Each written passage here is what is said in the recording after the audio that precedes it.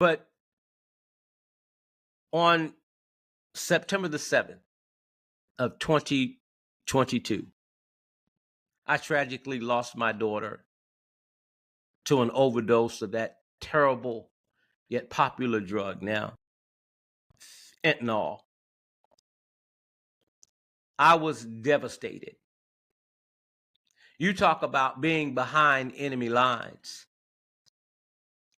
I was not only behind enemy lines emotionally, I was in a foxhole, and I may as well have had a leg that had been blown off, a left arm that didn't work, and shrapnel in my helmet. I was too through with life when I lost my daughter. Throughout her adult life, our relationship was often strained. But my daughter would always say, and she had a saying, and it went like this: no matter how strained the relationship at the time was, she would always say, I am my father's child. I used a lot of tough love in raising my kids. I dished out a lot of tough love.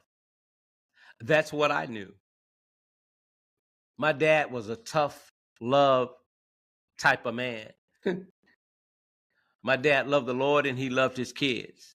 But I tell you, my dad would say, when you got out of line, boy, I hit you on top of your head so hard I'll make your shoes bust. Then I'll pick you up and pray for you, but I ain't having no foolishness. And that's what I took from my rearing into my kids. But when I lost my daughter, I learned a couple things. The first thing I learned was that oftentimes our kids need more than tough love. All the time. They just need love.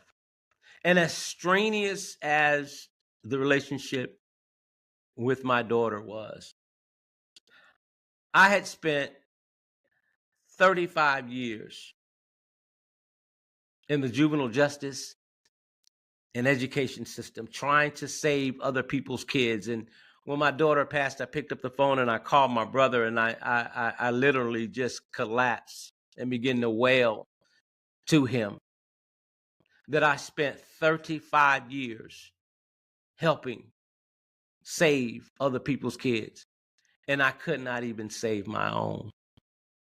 I was too through, y'all. I was done.